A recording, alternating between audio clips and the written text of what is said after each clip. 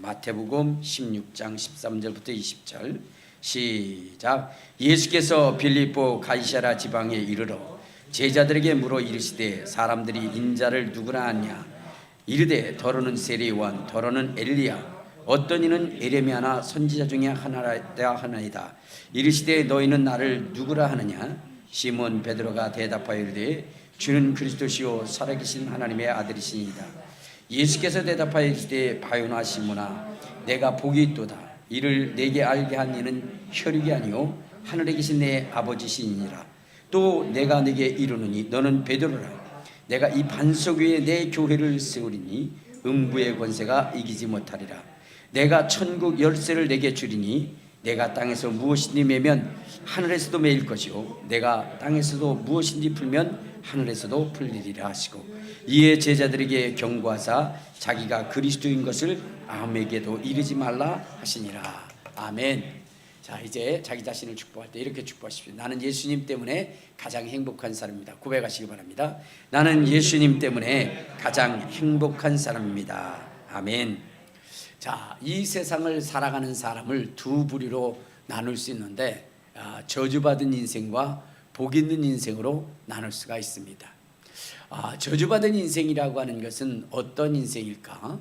그것은 바로 죄로 말미암아 하나님의 영광에 이르지 못하는 인생, 이 인생을 우리는 저주받은 인생이라 이렇게 말할 수가 있습니다. 여러분, 우리가 이 세상을 살아가다 보면은 죄를 짓게 되는데, 그 죄라고 하는 것은 어떠한 결과를 가져오냐면 하나님의 영광에 이르지 못한다는 거예요. 우리 한번 어디를 보시냐면요, 로마서 3장 23절에 보면 이러한 말씀이 있습니다. 로마서 3장 23절. 자, 시작. 모든 사람이 죄를 범하였음에 하나님의 영광에 이르지 못하다니. 그러니까 하나님의 영광에 이르지 못한다. 죄를 짓게 되면 어떻게 돼요? 하나님의 영광에 이르지 못하는 거예요. 여러분, 하나님의 영광이라고 하는 것은 무엇을 얘기하는 것일까요? 하나님과 함께하는 자의 삶을 얘기하는 거예요. 하나님과 함께하고 하나님의 주시는 능력과 권능을 경험하는, 이것이 곧 하나님과 함께하는 자고 영광을 누리는 자의 삶이거든요. 그런데 여러분, 하나님이 우리의 인생 가운데 우리를 도울 수 없도록 만드는 것이 무엇이냐면 그것이 바로 죄라는 겁니다. 하나님은 죄인의 기도를 듣지 아니하시고 하나님은 죄를 지은 자들을 형벌하신다라고 얘기했어요. 그러므로 오늘 여러분, 저주받은 인생이라는 것은 이렇게 우리의 지어진 죄를 우리가 해결할 수 없어요. 우리 스스로 그것을 해결할 수 없는 인생, 우리는 이 인생을 저주받은 인생이라 얘기할 수 있어요. 자, 왜 하나님의 영광에 이르지 못하는 것이 저주냐면요, 여러분 그렇습니다. 우리 한번 요한복음 11장에 보면 이런 말씀이 있어요. 요한복음 11장 우리 11장 39절부터 보면 이런 말씀이 있습니다. 자, 시작. 예수께서 이르시되 돌을 옮겨 놓으라 하시니 그 죽은 자의 누이 마르다가 이르되 주여 죽은 지가 나흘이 되었음에 벌써 냄새가 나나이다. 예수께서 이르시되 내 말이 내가 믿으면 하나님의 영광을 보리라 하지 아니하였느냐 하시니. 그러니까 무슨 얘기예요? 여러분, 이미 죽어서 나흘이나 된 그러한 존재라 할지라도 하나님의 영광에 이르게 되면 그가 살아날 수 있다는 거예요. 에스겔 골짜기에 마른 뼈들이 있었는데 그들이 하나님의 영광에 의하여 감싸지게 되니까 그들이 살아나고 그들이 주의 군사가 됐다는 거예요. 하나님의 영광에 이르는 것은 굉장히 중요한 겁니다. 그런데 죄라고 하는 것이 그 영광에 이르지 못하게 한다는 거예요. 그런데 이 죄라고 하는 문제를 해결해야 되는데 이 죄의 문제를 해결할 수 없다? 그러면 그는 평생에 하나님의 영광에 이르지 못하는 인생이 돼서 결국 그 죄로 말미암아 영원한 멸망을 받을 수밖에 없다는 거예요. 그래서 죄의 문제를 해결하지 못하는, 죄를 가지고 있는 자, 그를 저주받은 인생이라고 성경은 얘기하고 있는 것입니다.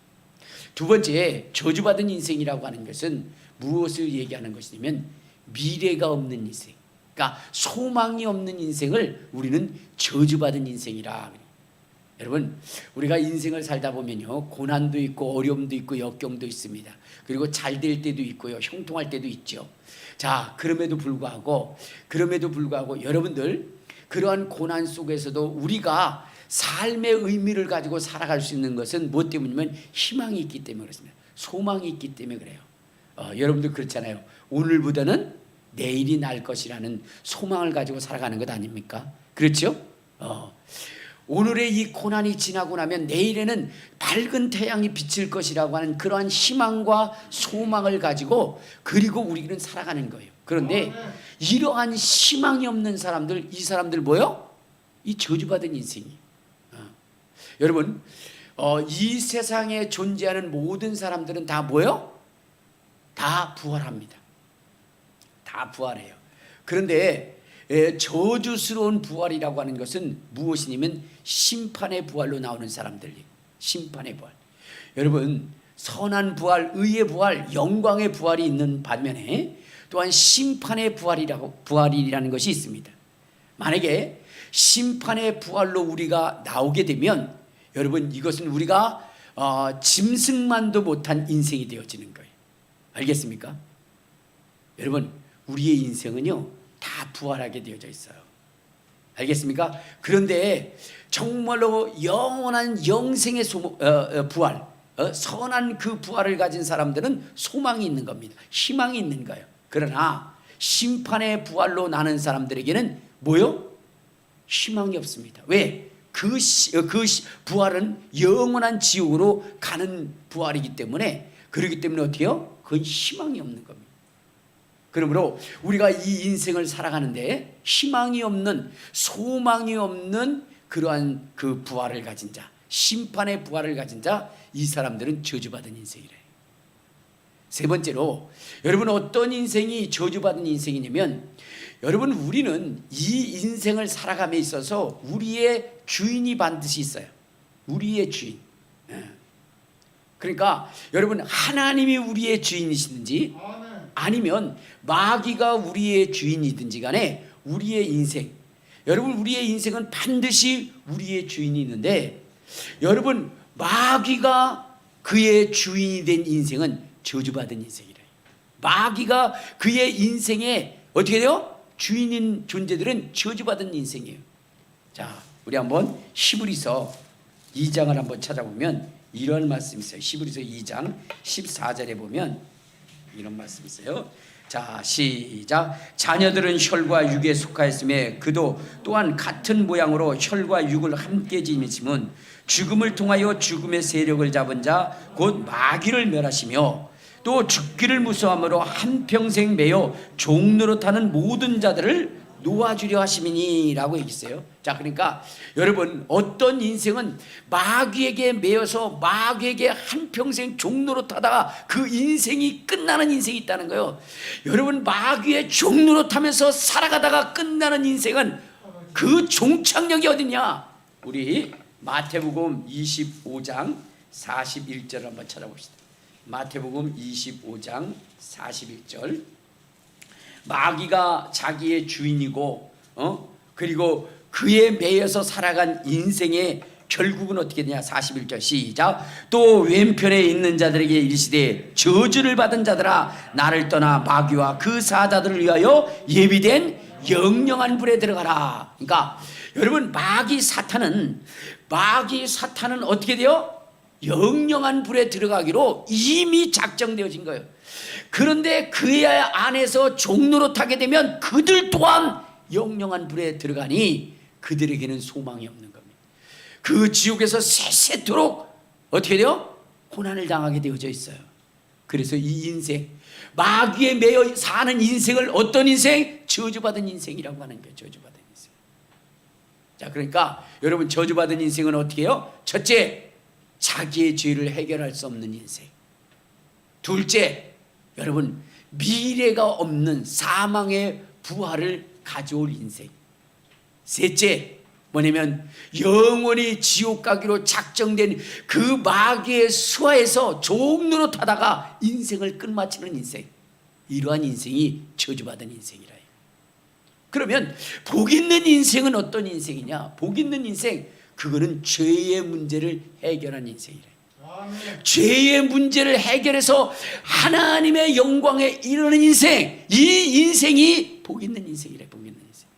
아까도 여러분들 보셨지만은, 여러분 나사로라고 하는 사람이 죽어서 이미 죽은 지 나흘이 되었지만, 그러나 여러분 그는 그 죄의 문제를 해결했기 때문에 하나님의 영광에 이르는 자가 됐어요.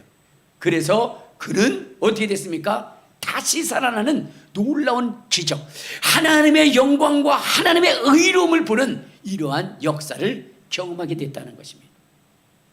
그러니까 여러분, 우리는 어떤 인생을 살아야 돼요? 복 있는 인생을 살아야 돼요.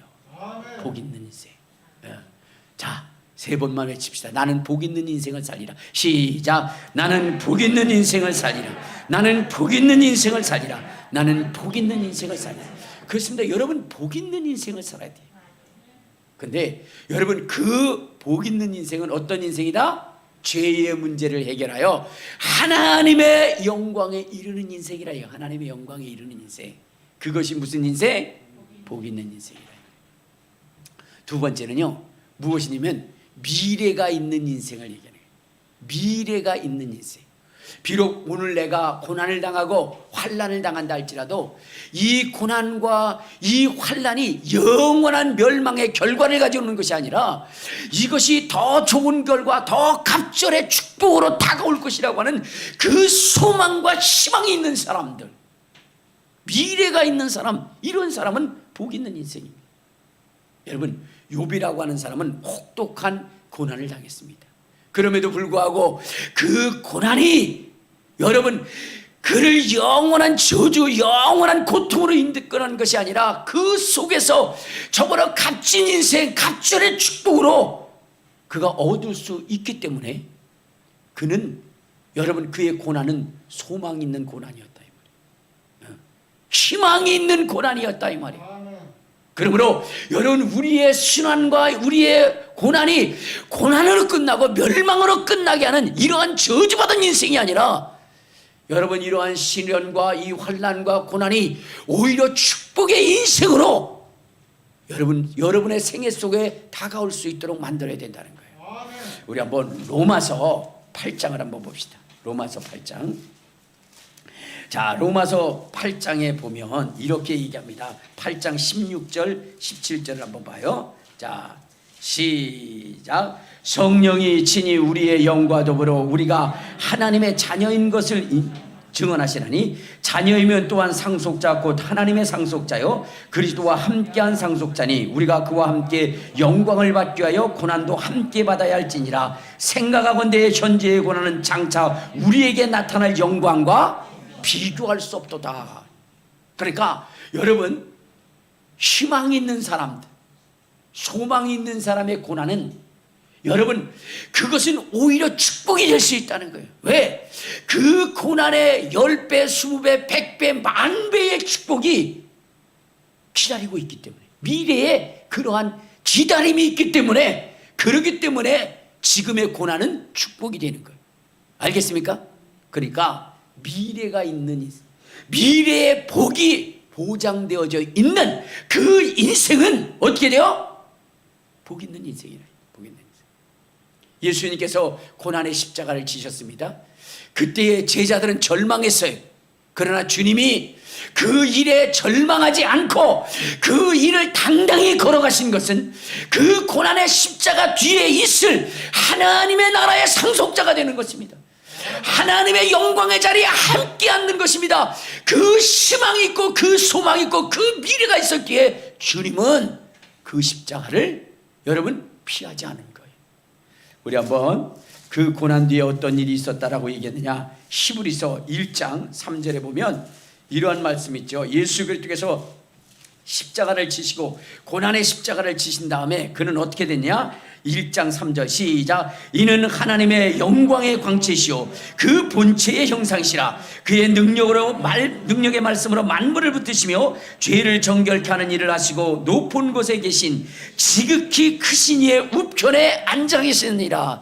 예수 그리스도의 그 십자가의 죽음은 지금은 고난이지만, 그러나 여러분 그 이후의 미래에는 영광의 보좌에 지극히 크신 이의 우편에 앉는 놀라운 영광의 소유자가 됐다는 거예요. 그러므로 여러분 우리가 고난을 당하다 할지라도 미래가 있는 고난은, 소망이 있는 고난은, 그것은 고난이 아니라 축복이라는 것입니다. 그래서 여러분 우리 모두는 뭐가 있어야 돼요? 미래가 있어야 되는 거예요. 미래가 있어요. 나의 삶에 미래가 있어야 되는 거예요. 미래에 희망이 있고 소망이 있어야 되는 것입니다. 마지막으로 여러분, 권세 있는 자의 삶, 왕 같은 권세를 가진 자의 삶, 이 삶은 복된 인생입니다. 여러분 이 세상에서 왕으로 살아간다는 것이 얼마나 큰 행복이고 큰 권세자겠습니까? 왕이면 어떻게 돼요? 안 되는 것이 없죠. 그의 명령에 어떻게 돼요? 모든 것이 순종할 수밖에 없게 되는 것입니다. 그러므로 우리가 이 세상을 살아가되 권세자, 왕의 권세를 가지고 살아가는 인생이 되어야 되는 것입니다. 왕의 권세, 알겠습니까? 하늘과 땅의 모든 권세를 가진 자의 삶, 그러한 권세자의 삶을 살아가야 되는 거예요. 그러니까 여러분들 이 세상을 살아갈 때 아무런 권세도 없이 그렇게 살아가는 것이 아니라 권세 있는 자, 알겠습니까? 권세 있는 자의 삶을 살아가는, 그 사람은 행복한 사람이다 이 말이에요. 그 사람은 복 있는 인생이라 이 말이에요. 알겠습니까? 자, 그러면 오늘 우리가 살아가되 어떤 인생을 살아가야 돼요? 복 있는 인생을 살아가야죠. 그 복 있는 인생으로 살아가려면 어떻게 해야 되느냐 이 말이에요. 그래요, 잘 들었어요. 나는 저주받은 인생을 사는 것이 아니라 복 있는 인생을 살기를 원하니, 그러면 복 있는 인생으로 살려면 어떻게 해야 되느냐? 그것은 다른 것이 아니라 바로 오늘 베드로가 예수 그리스도에 대하여 고백한 것처럼 그 고백을 할 수 있는 사람, 그 사람이 복 있는 인생이라. 예수님께서 제자들에게 물었어요.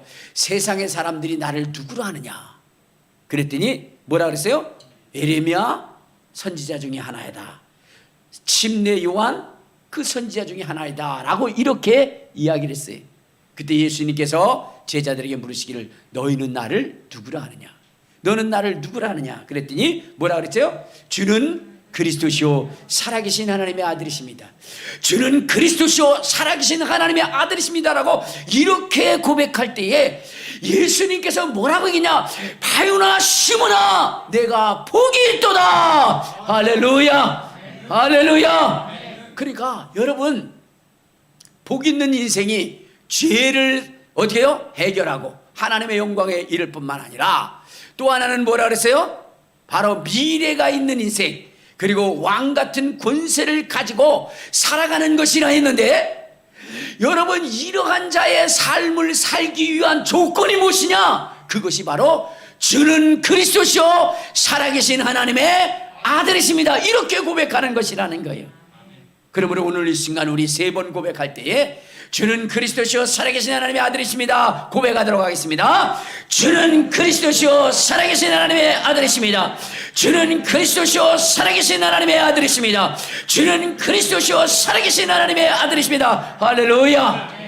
주는 그리스도시요 살아계신 하나님의 아들이십니다 라는 고백이 왜 복 있는 인생으로 만드는 것이냐 하면은, 여러분 이 그리스도라고 하는 직분 속에는 3가지의 직분이 함축되어져 있어요. 첫째는 뭐냐면 제사장의 직분이에요. 그러니까 예수는 그리스도십니다 라고 고백하는 것은 예수는 제사장이십니다, 대제사장이십니다 라고 이렇게 고백하는 거예요. 알겠습니까? 자, 그래서 주는 그리스도시라라는 것에 대해서 그것은 바로 예수가 대제사장이라고 그렇게 고백하는 것이라고 마찬가지로 얘기하는 것은, 자 우리 한번 히브리서 3장에 보면 자 예수 그리스도에 대하여 이렇게 얘기합니다.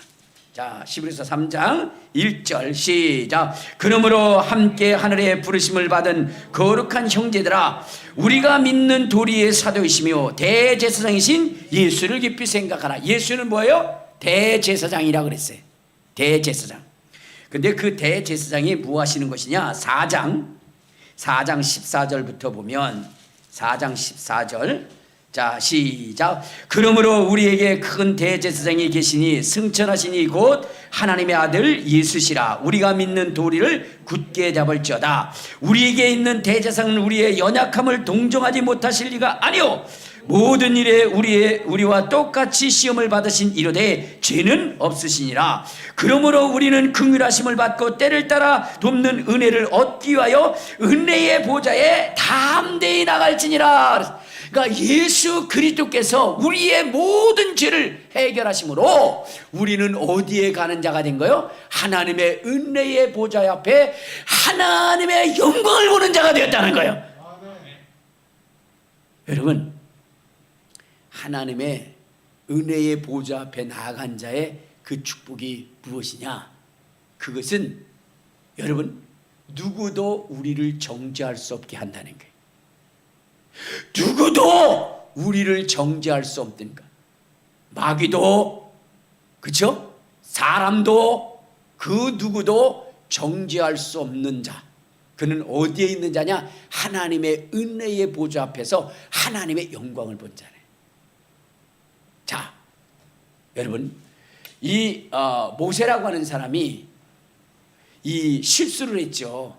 육신의 욕망을 이기지 못해서 구스의 여인을 자기 아내로 취했어요.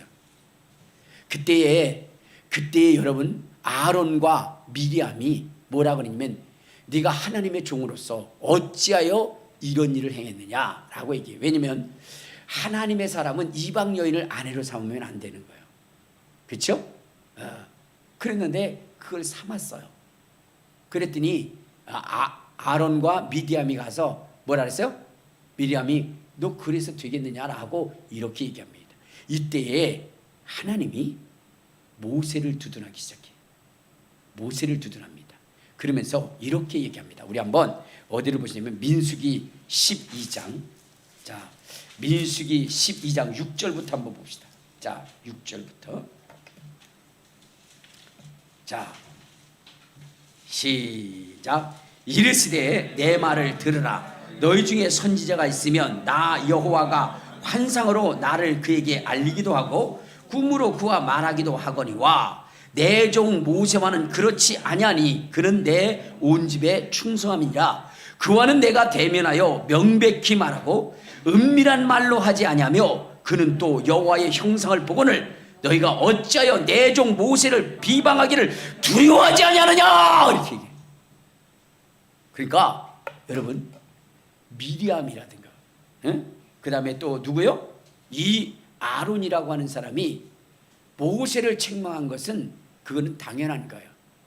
그러나 그것에 하나님이 엄히 꾸짖으신 이유는 모세는 어떤 사람이에요? 하나님의 영광을 본 사람이에요. 하나님의 영광을 본 사람. 하나님은 말씀하시기를 하나님을 보고 산 자가 없어요. 그렇죠? 그래서 여러분 선지자들에게나 다른 주의 종들에게는 꿈과 환상으로 그의 살아계심을 말씀했어요. 그러나 모세에게는 대면하여 주었다. 그리고 그의 영광을 보게 하였다. 그러므로 이제 그 모세를 정죄할 자가 이 세상에 없다는 거예요. 하나님이 그에게 말할 수는 있지만 세상에 그 누구도 그를 정죄할 수가 없는 것입니다. 만일 그리하면 하나님이 어떻게 해요? 형벌을 내리시죠. 그래서 그 미리암과 그 다음에 누구요? 아론에게 문둥병이 들게 했어요. 문둥병. 근데 그 치료도 누구의 기도를 통해서 치료받게 했냐면 모세의 기도를 통하여 치료받게 한 것입니다. 죄의 문제를 해결하고 하나님의 은혜의 보좌에 간 자들, 그러한 자들은 하나님이 이렇게 축복하시는 것입니다. 그런데 오늘 예수는 그리스도라는 것은 우리의 죄의 문제를 완전히 해결하여 우리로 하나님을 만나고 하나님의 은혜의 보좌 앞에 설 수 있게 하는 것. 그분이 누구냐? 예수 그리스도를. 예수 그리스도. 그러므로 우리가 예수를 그리스도로 하여 우리의 죄의 문제를 해결할 수 있는 그분을 믿음으로 고백하는 것은 굉장히 중요하다는 겁니다. 야곱이라고 하는 사람, 내가 물 가운데 갈지라도 물이 너를 침몰치 못하고 불 가운데 갈지라도 불이 너를 사르지 못할 것이다. 내가 너를 보배롭고 존귀하게 여기노라 라고 이렇게 말씀하신 것처럼 하나님의 영광을 본 자들, 하나님의 영광을 본 자들은 어떻게 돼요? 그 누구도 해할 수 없고 상하게 할 수 없다는 거죠. 여러분, 우리가 예수를 그리스도로 하여 그 대제사장의 그 영광스러움에 연합하게 되면 여러분, 하나님은 우리를 어떻게 하시느냐? 자, 우리 한번 봅시다. 어디를 보시냐면, 자, 누가복음 21장. 자, 누가복음 21장에 보면 이런 얘기 있어요. 자, 10절부터 12절까지 보면 시작. 또 이르시되 민족이 민족을, 나라가 나라를 대적하여 일어나겠고 곳곳에 큰 지진과 기근과 전염병이 있겠고 또 무서운 일과 하늘로부터 큰 징조들이 있으리라. 이 모든 일 전에 내 이름으로 말미암아 너에게 손을 대어 박해하며 회당과 옥에 넘겨주며 임금들과 집권자들 앞에 끌려가려니와 라고 했어요. 이러한 환란이 있게 됩니다. 이러한 순환이 있게 됩니다. 그러나 하나님의 영광을 본 자들에게 주님이 어떻게 말하냐? 자, 18절부터 시작. 너희 머리털럭 하나도 상하지 아니하리라. 너희 머리털럭 하나도 상하지 않게 하리라. 모세를 향하여 하나님이 내가 대면하여 보았고 그는 내 영광을 본 자라 하여 그를 방해하고 그러는 자들을 주님이 징책한 것 같이, 비록 마지막 시대에 환난이 있고 고난이 있다 할지라도 하나님은 풀무불에서 사드락과 메삭과 아벳느고를 보호하여 그 머리털락이나 그 옷 하나 상하게 하지 아니한 것 같이 하나님의 영광을 본 우리로 하여금 우리를 그렇게 하나님이 보호하신다는 거예요. 그러므로 여러분들은 예수를 뭐라고 고백해야 돼요? 예수를 그리스도라, 예수를 그리스도라 고백하는 인생이 되어야 되는. 두 번째, 여러분, 예수는 선지자이십니다. 예수는 뭐라고요? 선지자. 우리 한번 요한복음 4장 19절에 보면 이러한 얘기가 있어요. 요한복음 4장 19절. 자, 거기에 보면 이렇게 얘기했죠. 자, 4장 19절 시작. 여자가 이르되 주여 내가 보니 선지자로서이다. 그러니까 예수님을 보면서 뭐라고요? 선지자라 그랬어요. 그 다음에 25절 시작. 여자가 이르되 메시아 곧 그리스도라 하시는 이가 오실 줄을 내가 아노니 그가 오시면 모든 것을 우리에게 알려주시다. 예수께서 이르되 내게 말하는 내가 그니라. 그러니까 예수님이 뭐라는 얘기예요? 선지자라는 얘기예요. 선지자는 무엇 하시는 분이요? 미래의 소망을 주시는 분이에요. 환난과 역경 속에서도 이것으로 너희가 영원히 멸망당하는 것이 아니라 훗날에 너에게 말할 수 없는 그러한 축복이 있는 것이다. 내게 당하는 환난 속에서 절망하고 좌절할 때에 예수 그리스도는 너희에게 임한 것은 재앙이 아니라 장래의 소망을 이루려 하는 것이다 라고 하는, 우리의 환난 속에서 우리를 정금같이 말씀주시고 우리의 환난과 고난 속에서 우리를 보배롭게 만드셔서 하나님의 영광의 자리에 서서 그 모든 것들을 능히 누릴 수 있도록 하기 위한 것이라고 우리 주님이 우리에게 희망을 주시는 거예요. 소망을 주시는 거예요. 잠시 잠깐 오면 오실리가 오시리라. 너희가 세상에서는 환난을 당하나 강하고 담대하라. 주님이 오시면 너희를 높이시리라. 여러분, 고난을 당하고 환난을 당한 자에게 대해 희망을 주시는 것입니다. 선지자는 소망을 주고 희망을 주시는 분이에요. 자, 그런데 예수가 그리스도라는 것은 그분이 선지자라는 분이시니 그 예수가 우리에게 희망을 주시는 것입니다. 잠시 잠깐 오면 오실 것이고 잠시 잠깐 오면 너희를 형통하게 할 것이고 너의 인생을 변하게 할 것이고 하나님이 모세처럼 존귀하게 만들 것이다. 여러분, 이 주님의 음성을 들으시길 바랍니다. 현재의 고난은 장차 올 그 영광과 좋게 비교할 수 없다라고 주님이 우리에게 말씀하시는 것입니다. 그래서 우리가 환난과 고난 속에서도 기뻐하며 즐거워하며 그 희망을 가지고 나아가게 되어져 있는 것입니다. 예수가 그리스도라라고 하는 것은 바로 예수는 우리에게 소망을 주고 예수는 우리에게 희망을 주신 분이라 이렇게 고백하는 거예요. 또한 세 번째, 여러분, 예수는 그리스도라고 하는 것은 예수는 왕이십니다.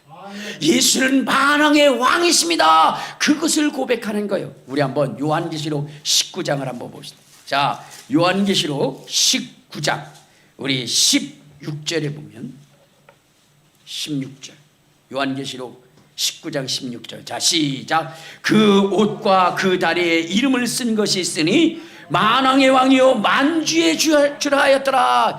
예수는 그리스도십니다 라고 하는 것은 예수는 만왕의 왕이십니다 라고 고백하는 거예요.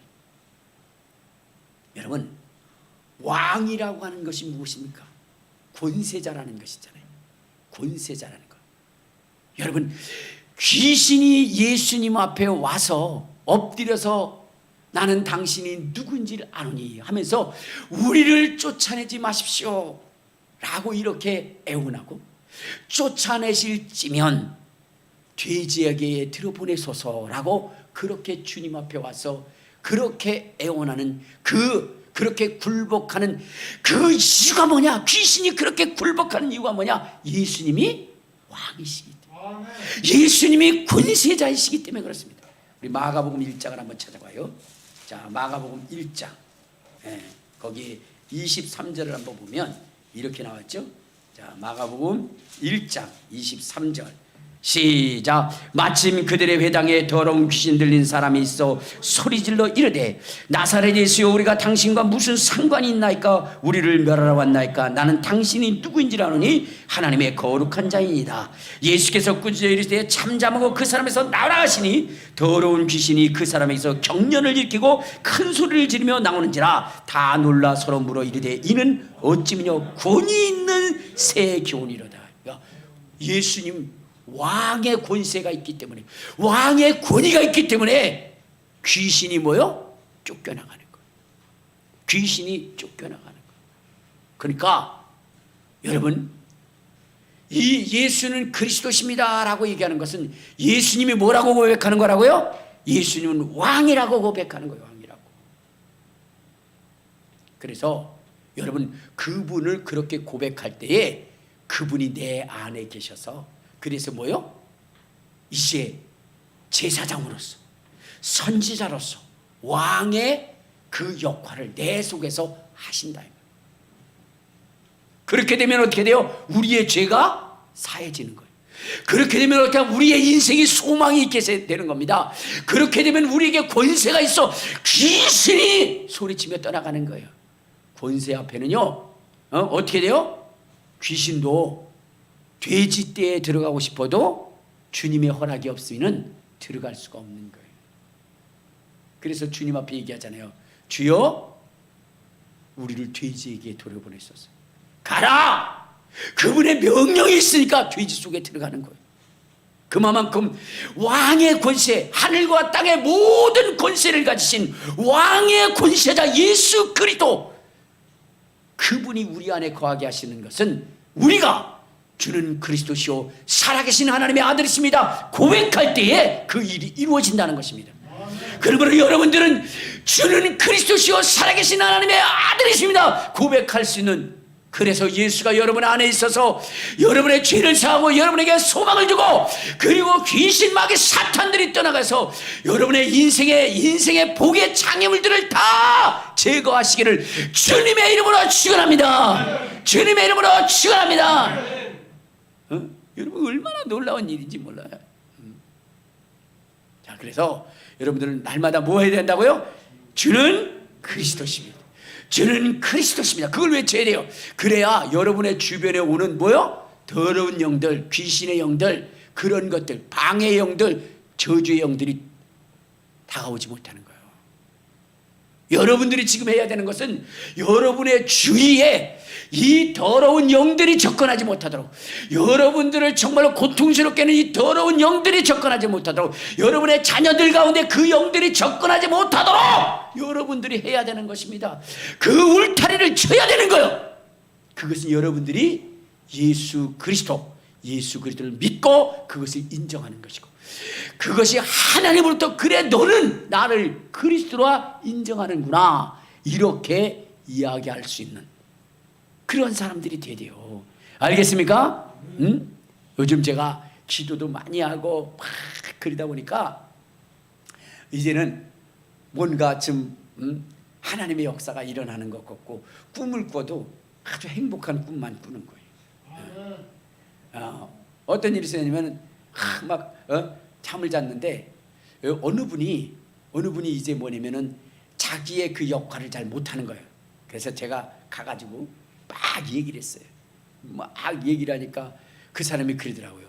저는요 그렇게 할 수 없어요. 저는 세상의 권세자 앞에 있기 때문에 그럴 수가 없어요 라고 얘기하더라고요. 그래서 제가 말씀으로 막 얘기를 했어요. 그랬더니 그분이 그러면 제가 그렇게 하지요 라고 얘기하는 거예요. 그 소리를 듣고 누가 왔냐, 그 세상의 권세자 막 귀신들이, 사람들이 검은 옷을 입고 남자들이 막 수없이 그 사람을 해치겠다라고 오는 거예요. 내 권한 안에 있었던 놈이 왜 그렇게 가느냐, 그러면서 막 온 거예요. 근데 저를 보고 쏜살이같이 다 도망가는 거예요. 자기 얘기 아니니까 별로 재미없어 하는 거예요. 저는 굉장히 신바람이 난 거예요. 막 도망가는 거예요. 그러니까 그 꿈에서도 얼마나 시원한지요. 와, 진짜 주는 그리스도시요, 주는 그리스도요, 그걸 날마다 외쳤어요. 시간 있을 때마다 외쳐 막 기도하고 정말로 누가 뭐라 그래도 그걸 끊임없이 외치는 거예요. 주는 그리스도시요, 주는 그리스도시요. 그랬더니 이제는 어떤 현상이 일어나냐, 그런 현상들이 일어나요. 그 몇 차례 때도 제가 어느 분이 배가 아프다고 막 목사님 너무 아파요. 그래서 딱 기도하고 갔어요. 아침에 문자가 왔어요. 목사님, 어제 기도 받고 얼마나 잠을 편안하게 잤는지 아침에 일어났는데 그 아픈 배가 싹 사라졌어요. 그러면서 저한테 문자를 보내줬어요. 여러분, 기도하고 그것을 인정하면 하나님이 역사하게 되어져 있는 거예요. 역사하게. 그래서 여러분들도 날마다 뭐 해야 되냐, 예수는 그리스도라, 예수는 그리스도를 외쳐야 되는 거예요. 할렐루야. 임종원 목사님이 이제 무당들을 전도하는 일을 하신 거예요. 근데 어느 날 뭐냐면 무당집에 갔어요. 근데 이 사람이 뭐냐면 어떻게 됐냐면 목사님한테 그런 얘기를 하는 거예요. 목사님, 그래서 왜 그러냐 했더니 목사님은 좋겠어요 그러더라고요.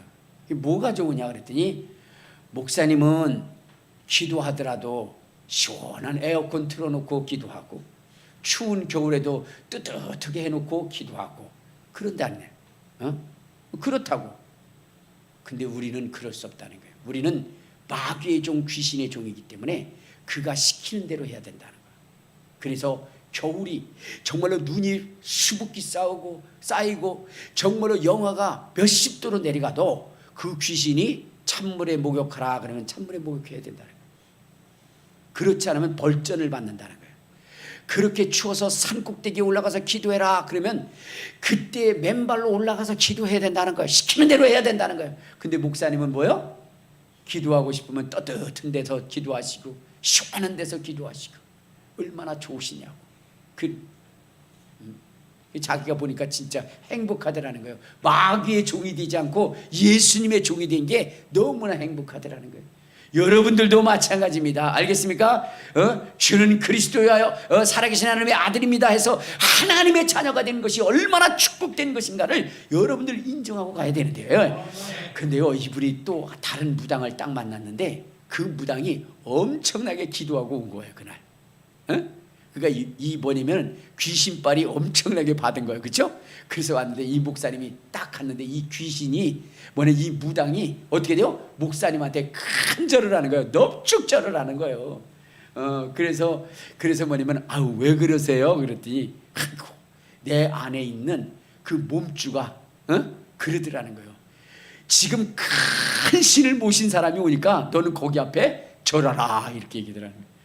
그래서 자기는 어쩔 수 없이 절을 했다는 겨. 여러분들 믿어지지 않지? 네? 그런 일이 어디냐고.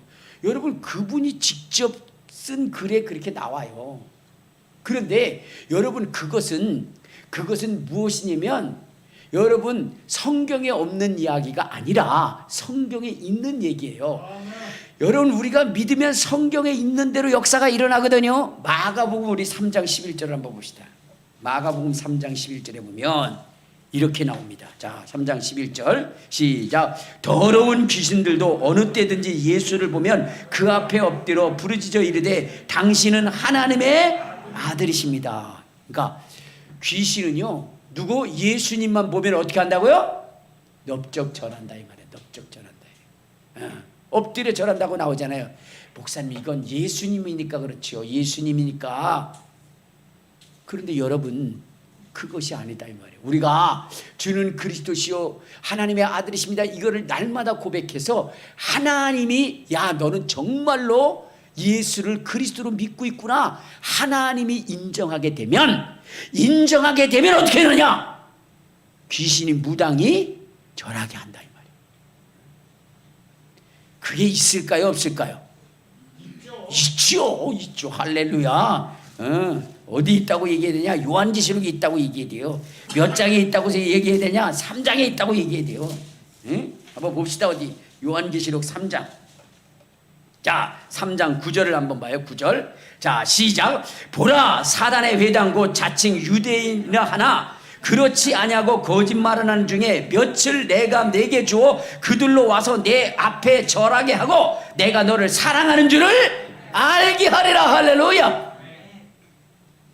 그러니까 그분이 정말로 예수가 그리스도라고 날마다 고백하며 주님 앞에 충성되게 일하니까 야 내가 너 사랑해 내가 너 사랑한다니까 그 사랑하는 증거로 뭐냐면 무당이 그 앞에 절하게 만들더라 이 말이에요. 여러분 우리도 날마다 예수가 그리스도이십니다 예수가 그리스도이십니다 날마다 외쳐서 어느 날 야 내가 너를 사랑해 그 사랑하는 증거로 내가 무당이 너 앞에 절하는 걸 보여줄게. 이러한 신앙을 갖기를 바랍니다. 알겠습니까? 그러한 신앙 가져야 돼요. 여러분 이제 코로나 때문에 여러분들이 막 좌절하고 낙심할 것이 아니라 이때요 여러분 더 강하고 담대하게 해서 교회가 여러분 성경에 일어나는 치유와 회복의 역사가 있는 그 교회가 되게 돼요. 베드로의 그림자만 봐도 병이 낫고 여러분 바울의 손수건만 갖다 대도 치료되어지는 역사를 통해서 세상의 권력들이 부인할 수 없는 그 하나님의 역사를 보게 해야 되는 거예요. 귀신들이 와서 여러분 엎드려 절해서 우리 교회가 하나님의 사랑받는 교회라고 하는 것을 보게 해야 되는 것입니다. 그것은 다른 것이 아니라 예수가 그리스도이십니다. 예수가 그리스도이십니다. 그것을 날마다 고백하는 것이고 날마다 부르짖는 것이고 간구하는 것입니다. 그것이 될 때까지 우리 그렇게 해야 돼요. 연약하고 무익하고 나약한 교회 세상이 아무리 핍박을 해도 여러분 무너지지 않는 교회가 되어야지. 조그만 바람에도 다 무너지고 흩어지는 그러한 처량한 그러한 교회 세상의 권력 앞에도 무능한 교회가 아니라 여러분 하늘과 땅의 모든 권세를 가지신 하나님의 권능으로 여러분 모든 자들을 치유하고 귀신을 내어 쫓는다면 오히려 정부에서 그 교회 가라 그럴 거예요. 오는 사람들마다 코로나가 고쳐져. 그러면 어떻게 되겠어요? 그 교회에 가라 그러지 않겠어요? 그러니까 우리는 하나님의 방법을 사용하자 이 말이에요. 하나님의 방법. 그래서 전심으로 기도하시기를 바랍니다. 길을 갈 때도 여러분 기도하시고 무엇을 할 때도 여러분 주는 그리스도라고 얘기해야 돼요. 남들이 여러분들한테 막 욕을 해요. 어쩌고저쩌고 그러면 여러분들 가가지고 같이 욕하지 마세요. 뭐라고 얘기해야 돼요? 그때 예수는 그리스도요 이렇게 얘기를 하세요. 물건을 사러 왔어요. 이게 얼마예요? 그러면 예수는 그리스도요 이렇게 얘기해요. 그가 만약 당신 그렇게 교회를 그렇게 해서 돼요 그러면 예수는 그리스도요 예수는 그리스도요. 그리고 그것을 날마다 고백. 어디에 갈 때도 여러분 정말로 아내가 미워 그래서 뭐라고 하려고 그러다가도 뭐라냐면 예수는 그리스도요. 남편이 그래도 예수는 그리스도요. 날마다 예수는 그리스도를 입에 달고 사시기를 바랍니다. 그래가지고요 임종원 목사님은요 어렸을 때에 자기 손주들한테 뭐냐, 예수는 그리스도를 날마다 가르쳐. 그래가지고 이 애들이 자기의 필요한 것이 있다 그러면 할아버지 앞에서 그런 거예요. 예수는 그리스도예요. 그런데 그러면 5만 원 끌어가지고 딱 주는 거예요. 그러면 얘가 좋아합니다. 그러니까 어렸을 때부터 무엇을 하든지 간에 예수는 그리스도라, 그걸 고백시킨다는 거예요. 그럼 그가 어렸을 때부터 그 예수가 그리스도이심을 고백한 그 인생이 어떻게 돼요? 나중에 어떻게 되겠는가? 주님이 인정한 그 인생이 어떻게 되겠는가? 모세는 내가 대면하여 먹고 내 영광을 본 자라 한 것처럼 예수는 그리스도라고 고백한 그를 대항하는 자들을 주님이 어떻게 말씀하시겠니? 이는 어렸을 때부터 내가 그리스도인 것, 내가 제사장이고 내가 선지자고 내가 왕인 것을 고백한 자라, 그 자를 대항하는 자를 내가 가만히 두지 아니하리라, 그렇게 말씀하지 않겠느냐 이 말이요. 여러분, 우리의 자녀들을 그렇게 키워야 되는 거예요. 우리의 후손들을 그렇게 키워야 되는 거예요. 저는 여러분들이 그렇게 신앙 고백을 하여 하나님의 사랑받는 증거로 여러분 우상을 마귀가 와서 여러분 앞에 절할 수 있는 그러한 영적 권위자가 되시기를 주님의 이름으로 축원합니다.